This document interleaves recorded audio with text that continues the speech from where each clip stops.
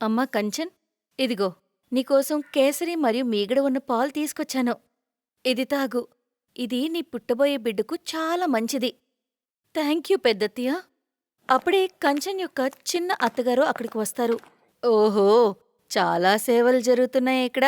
నీ తిండాలు తాగడాలు అయిపోతే వంటగదిలోకి వెళ్ళి కొంచెం రేపటికేం కావాలో అన్నీ కట్ చేసి పెట్టు.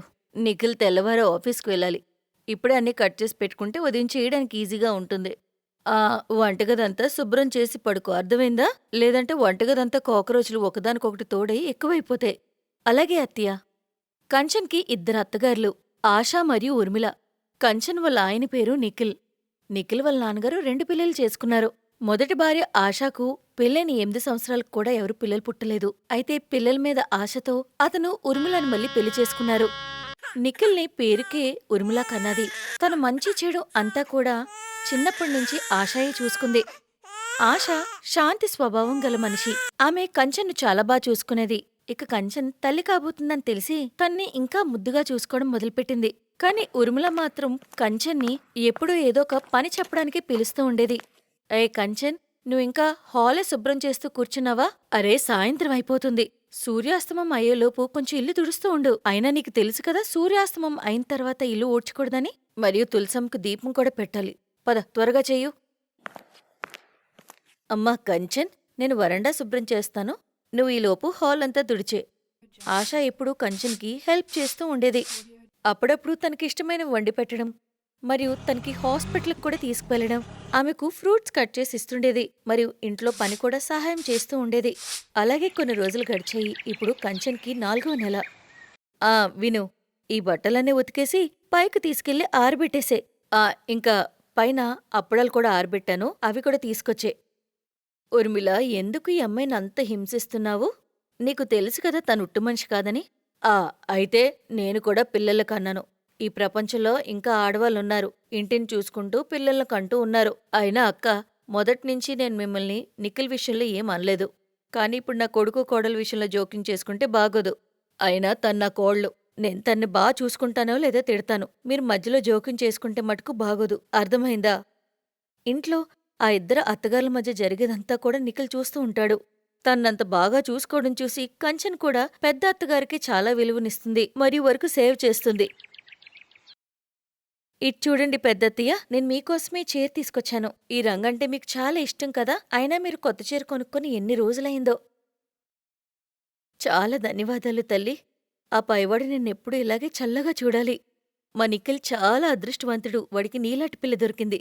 వాళ్ళ మాటలన్నీ కూడా ఉర్మిళ వినేస్తుంది. వీళ్ళ బంధం రోజురోజుకి బాగా పెరిగిపోతుంది.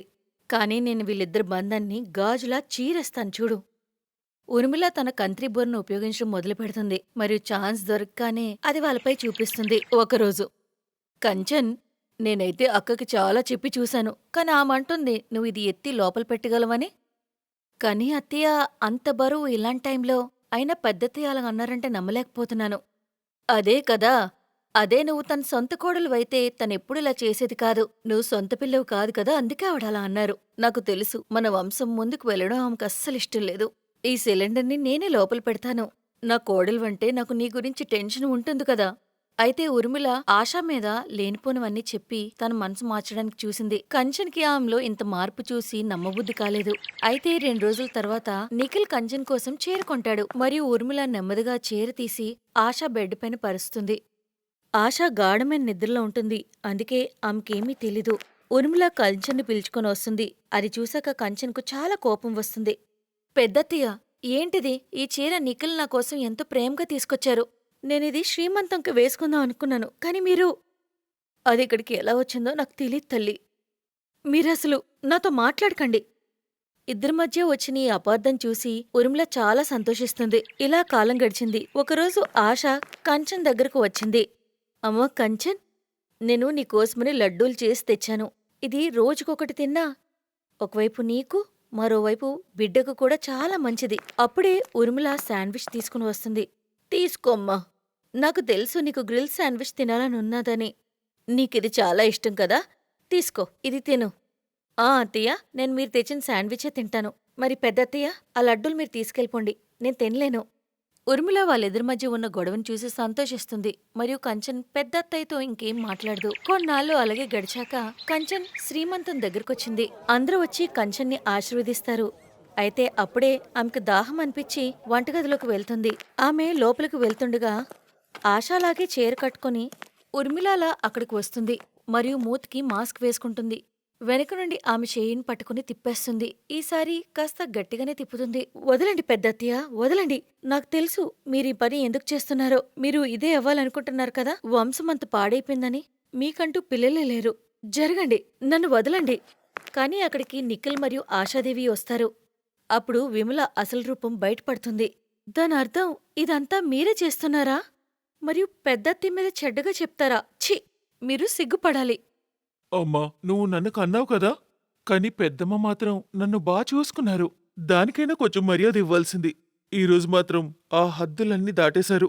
నాన్నగారు ఇది చూసి చాలా చింతించాల్సి వస్తుంది. నన్ను క్షమించండి పిల్లలు. అది నేను వీటన్నిటిలో పడి ఏది మంచి ఏది చెడు అని కూడా మర్చిపోయాను. నేను చేసిన తప్పుకి నేను బాధపడుతున్నాను. నన్ను క్షమించండి అక్క. నేను మీకోసం ఎంత చెడు అవ్వాలని కోరుకున్నానో. నువ్వు చేసిన తప్పు నువ్వే తెలుసుకున్నావు, అది చాలు. అవును అత్తయ్య మరియు పెద్దత్తయ్య, మీరు కూడా నన్ను క్షమించండి. ఇప్పటివరకు నేను మిమ్మల్ని ఎలా చూశానంటే. కంచన్ ఇలా అంటుండగానే ఆమెకు గట్టిగా నొప్పులు మొదలవుతాయి. ఆమెను హాస్పిటల్కి తీసుకువెళ్తారు. కాసేపటికి ఒక అందమైన బాబును కంటుంది. 3 రోజుల తర్వాత కంచన్ హాస్పిటల్ నుంచి ఇంటికి వస్తుంది. అందరూ కలిసి ఉండి సంతోషంగా ఉంటారు.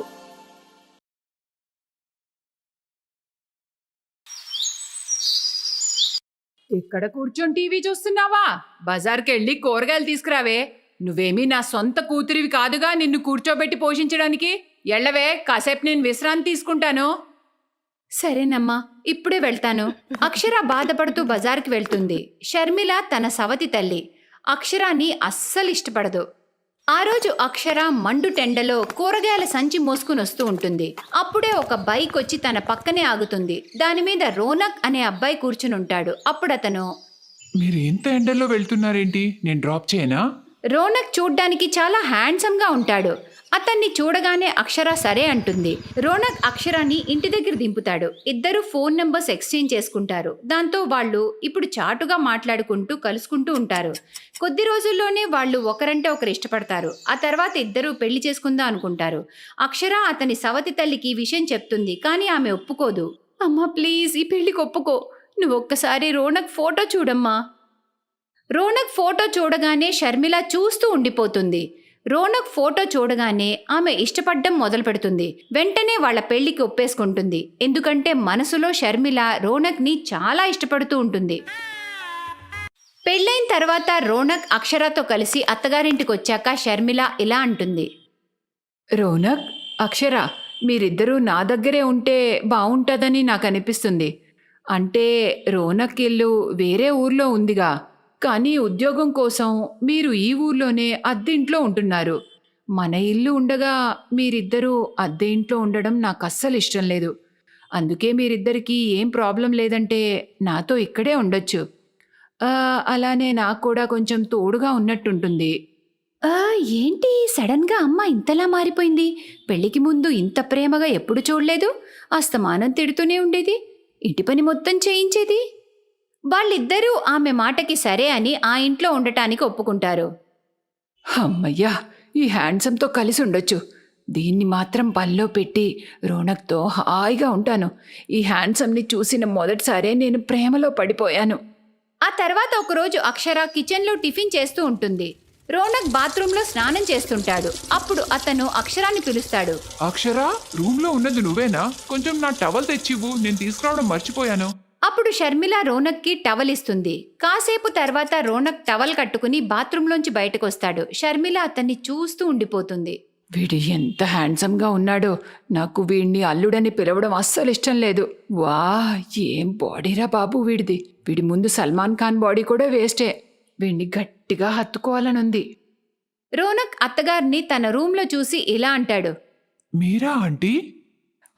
అది నేను నిన్ను పిలవడానికి వచ్చాను. టిఫిన్ చేయడానికి రమ్మని పిలుద్దామని వచ్చాను. అప్పుడే నువ్వు టవల్ అడిగావు. రోనక్ బాడీని చూసి షర్మిల కంట్రోల్ తప్పి కావాలనే అతని మీద పడుతూ గట్టిగా హత్తుకుంటుంది. అతని బాడీని టచ్ చేసే ప్రయత్నం కూడా చేస్తుంది. అది చూసి రోనక్కి చాలా వింతగా అనిపిస్తుంది. ఆంటీ వెళ్ళండి, అక్షర పిలుస్తుంది. నన్ను క్షమించు, అది నా కాలు జారింది. ఇద్దరూ కిందికి టిఫిన్ చేయడానికి వస్తారు. డైనింగ్ టేబుల్ మీద కూర్చొని షర్మిల కావాలనే తన కాలు రోనక్ కాలుకి టచ్ చేస్తూ ఉంటుంది. రోనక్, ఇది నీకిష్టమైన పావ్ బాజీ. ఇందులో స్వచ్ఛమైన వెన్న వేశాను. తిని చూసి చెప్పు ఎలా ఉందో. ఆంటీని చూస్తుంటే నాకు మంచిగా అనిపించట్లేదు. నేనేమీ అనలేకపోతున్నాను. తర్వాత రోనక్ షర్మిలతో ఇలా అంటాడు. ఆంటీ, మీరు చేస్తుంది కరెక్ట్ కాదు. మీకు సిగ్గుగా అనిపించట్లేదా? కూతురి భర్తతో ఇలా కనీసం మీ వయసైనా గుర్తుందా? నాకు వయసుతో పనేం లేదు. నిజం చెప్పాలంటే నిన్ను చూసినప్పటి నుండే నేను పిచ్చిదాన్నైపోయాను. ఇంతకాలం నేను నీకు ఒక చిన్న హింట్లే ఇస్తున్నాను. నా సవతి కూతుర్ని వదిలేసి నువ్వు నాతో ఉంటే మనిద్దరం చాలా సంతోషంగా ఉంటాం. ఆ మాటని షర్మిల రోనక్ని హత్తుకుని కిస్ చేస్తుండగా రోనక్ షర్మిలను తోసేసి ఇలా అంటాడు. నీకు సిగ్గుగా లేదా? నీ కూతురికి సవతవుదాం అనుకుంటున్నావా? నేను అక్షరాకి మొత్తం చెప్పేస్తాను. రోనక్ ఏదో ఒక వంక చెప్పి అక్షరతో వేరే వెళ్ళిపోదాం అంటాడు. కానీ తను ఒప్పుకోదు. మర్నాడు షర్మిల సామాన్లు తీసుకురమ్మని అక్షరాన్ని బజార్కి పంపిస్తుంది. షర్మిల రోనక్ భోజనంలో మత్తుమందు టాబ్లెట్ కలిపేస్తుంది. దాంతో కాసేపటికి రోనక్ తల తిరుగుతూ ఉంటుంది. అప్పుడు షర్మిల ఒక సెక్సీ డ్రెస్ వేసుకుని వస్తుంది. ఇదేంటి, నా తలెందుకు తిరుగుతుంది? రా రోనక్, నీ బెడ్రూమ్కి తీసుకెళ్తాను. షర్మిల రోనక్ని పట్టుకుని తన గదిలోకి తీసుకెళ్లి మంచం మీద పడుకోబెట్టి తన షర్ట్ బటన్స్ విప్పుతూ ఉంటుంది. అప్పుడే అక్షర వచ్చి, అమ్మా నీకు సిగ్గులేదా కూతురి భర్తతో ఇలా చేయడానికి? ఎందుకమ్మా నా సవతి అవుదాం అనుకుంటున్నావు? ఎందుకంటే నేను వీణ్ణి ప్రేమిస్తున్నానే. ఛీ, నిన్ను అమ్మ అని పిలవడానికే సిగ్గేస్తుంది. ఇప్పటి వరకు నువ్వు నన్ను సవతి కూతుర్లాగానే చూసావు. దాని అర్థం నా భర్తని లాక్కుందావనా? ఆ తర్వాత అక్షర రోనక్ షర్ట్ బటన్స్ పెట్టేస్తుంది. రోనక్కి స్పృహ వచ్చాక వాళ్ళిద్దరూ ఇంట్లోంచి శాశ్వతంగా వెళ్ళిపోతారు. షర్మిల ఆ ఇంట్లో ఒంటరిగా మిగిలిపోతుంది. Thanks for watching.